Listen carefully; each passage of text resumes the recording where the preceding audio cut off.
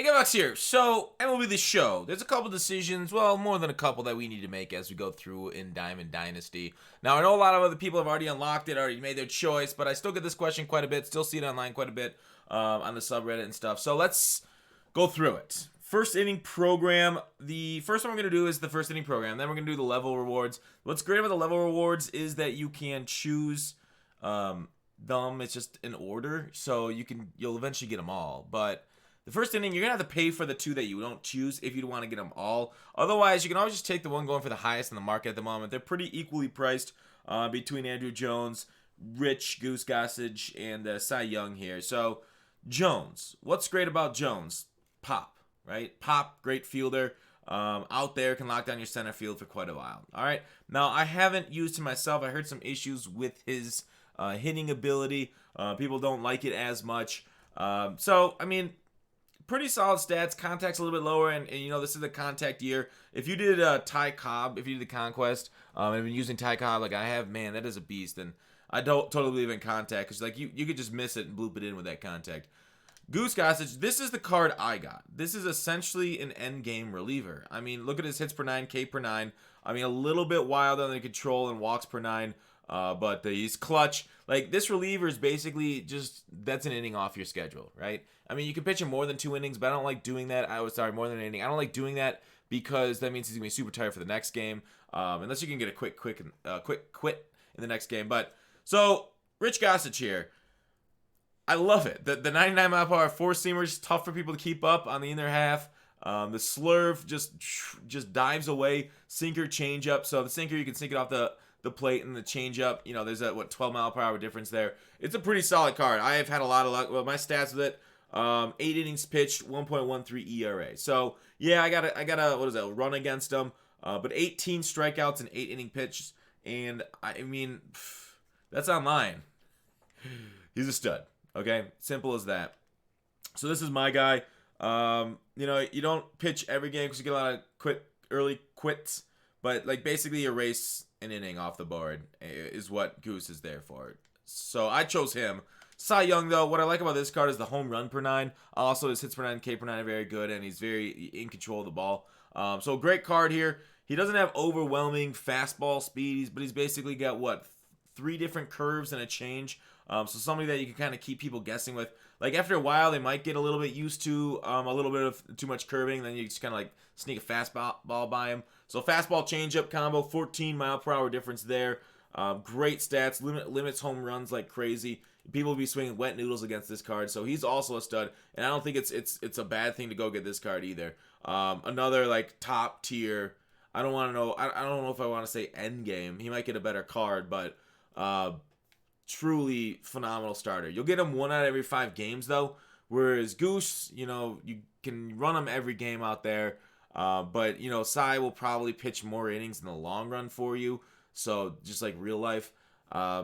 So take that into account. Like I said, I think I don't know if it's harder to get relievers. I guess it's not hard to get relievers than starters. There's some good starters out there. And these are both, you know, like 95, 96, some of the top rated cards in the game. And like I said, you can buy them. If you make the wrong decision, you sell it. You take a couple thousand coin stub loss. Or you don't, and you can actually kind of equal it out. So if you choose one and you don't like it, go to the other one. But I would definitely rank Rich first, then Cy Young, then Andrew Jones. That's my ranking. I know a lot of people like going the fielder because they'll play every single game for you, and that's fine. I did the same thing. I'm just saying, Rich, you know, lock down an inning. You'll face 3 batters. Andrew Jones will hit 4 times, so it's pretty similar there per game. Anyways, you know, you can always extend Goose too. So that's my ranking of those things. So I think those are the 3 in order you should get. Let's go to the XP reward path guys that you can get. Now, like I said, you can choose 1 of 30. So we can go through this too. We'll end with that. So what you do at level 75 and silver level 1 in a little bit right here. I haven't gotten to that one yet. We'll rank these things what I think you should go for. Again, like I said, you get them all if you level up far enough. So there's about a dozen picks here, 9 picks. Is that right? 9 picks. So the one I went with is Clayton Kershaw. I think Clayton Kershaw's the best. His stats, like the 24 mile per hour difference between his 12-6 4-seamer. This guy is very hard to hit. Again, you only get him once every 5 games though. So that'll be an issue. Nolan Ryan, I don't think is a good pitcher because of his control issues, the walks per nine. He might have issues if you have trouble locating it, locating the pitches in the zone, or kind of like keeping your thumbstick on, and so that's going to make it wilder with the control, and walks make it just move on its own. So, stuff is great, though. Nolan Ryan's not bad. Don't get me wrong. None of these are bad. Hoffman, man, this guy was a beast last year with that circle change. Almost unhittable. Still good this year. I still love the low circle change. Curveballs, I don't know. Some people can't hit the curveball. Some people can recognize it really easily. It depends on your opponent, so it's always nice to have more pitches to kind of fool them. But he's got a slider, cutter combo, too. The issue with this card is the fastball velocity is not near goose. So you're not going to blow any away with that, but you basically have to rely on deception and location with the high walks per nine and control is that. So Hoffman's there, solid too. Going to the hitters, Johnny Bench, a great catcher. Sorry, I'm hiccuping. His issue, he's not that great against righties. You can face righties about 75% of the time. So even though he's got a lot of pop against lefties, he'll kill lefties in the power, lower contact, great fielding arm strength, and no speed. So basically, a phenomenal defensive catcher, but he's got some major holes in his game, unlike some other cards that we'll see. Giambi. Wow. A left-handed goon. Problem is the fielding and the speed. Right? At first base, he might make an error for you once every 10 games. Frustrating to watch a first baseman drop a ball.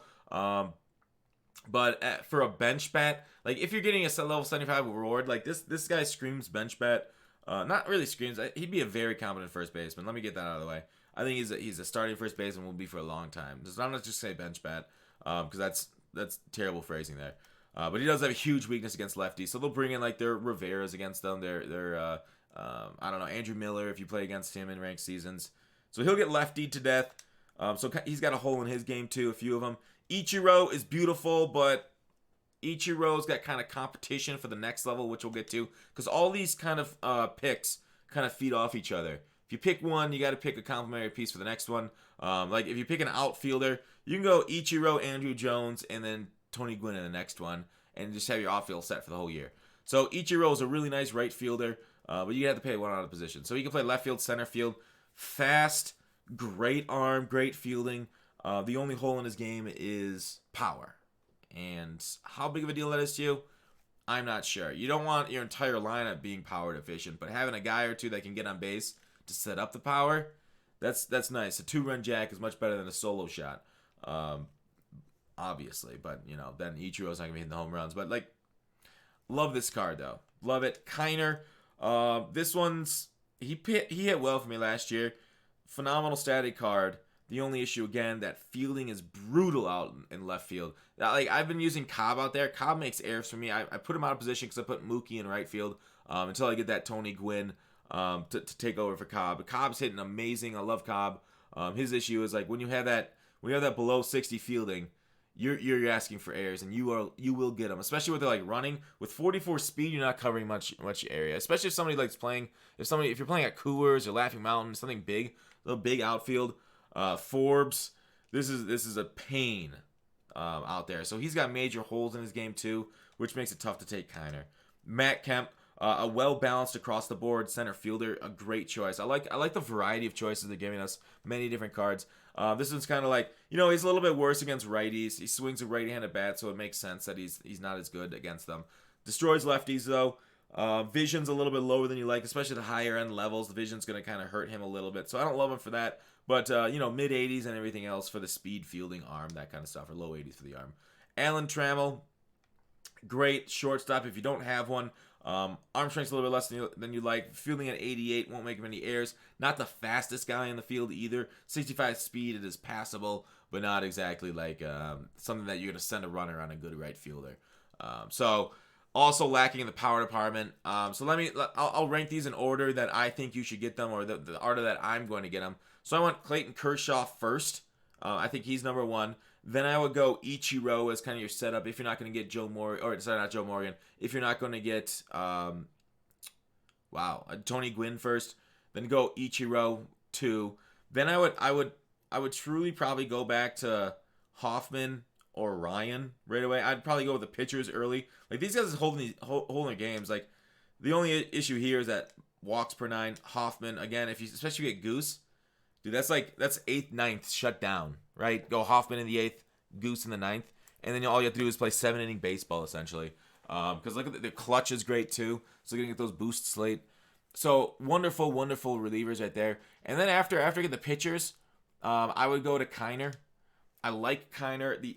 I might do Giambi, actually, in front of Kiner. So, do Giambi as your first baseman, then go Kiner. Okay, a little busted here. So then Giambi, then Kiner. It's tough to have him out there. Then I would do, after Kiner, I don't like bench that much.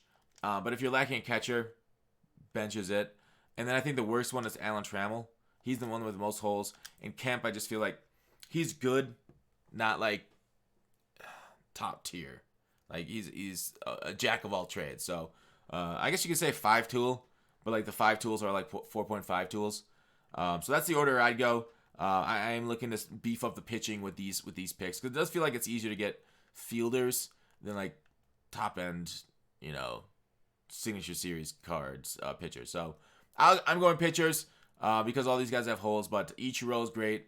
All of them are great. So those are my rankings for that to go grab. Of course, it all depends on your team, how your team is set up, where you have your weaknesses. Out of this one out of 5. Brooks Robinson is the best fielder in the game, I believe. I mean, 99, 97, 99, 97. Pretty tough. He's slow, though. He doesn't hit for a ton of pop. Good contact on him. Good vision. So you got to love that. All that is nice. And Frank Thomas, goon. Lefty destroyer. But again, he's essentially Giambi, a slightly better Giambi out there with his fielding. So Frank will probably be the last one I get. Oh, man, he's such a great bench. Like, it depends on who gets chosen first, Frank or Giambi. Obviously, I'd rather have Frank, but I think the other signature here are more valuable. Joe Morgan. Look at that speed. Speed, fielding, vision, contact. He can hit for a little bit of pop against righties. Yeah, Joe Morgan is awesome. 5'7", so maybe not like that, like line drives or bloopers over his head. He could probably get to him with that speed. So a menace on the base paths, field, and hitting. Tony Gwynn out here, 125, basically maxed out his contact and his vision, clutch, and then he's got 89 speed to go along with that high arm strength, high fielding. So another absolute goon out there. And then Duke Snyder, much more of like a power combo, a lefty bat that can smack righties, and kind of like that Kemp type of stuff. Like, not the fastest, a little bit slower than Kemp, 6 speed slower. I think Kemp was low 80s, so a little bit more than that. Fielding, arm strength, so doesn't have a hose out there like a Griffey would. Would get absolute solid righty destroyer. And I really loved this card in this swing last year. So Duke was really good for me last year. So that's my choice. My first choice is Tony Gwynn. I think he's number 1. Then I'm going Joe Morgan.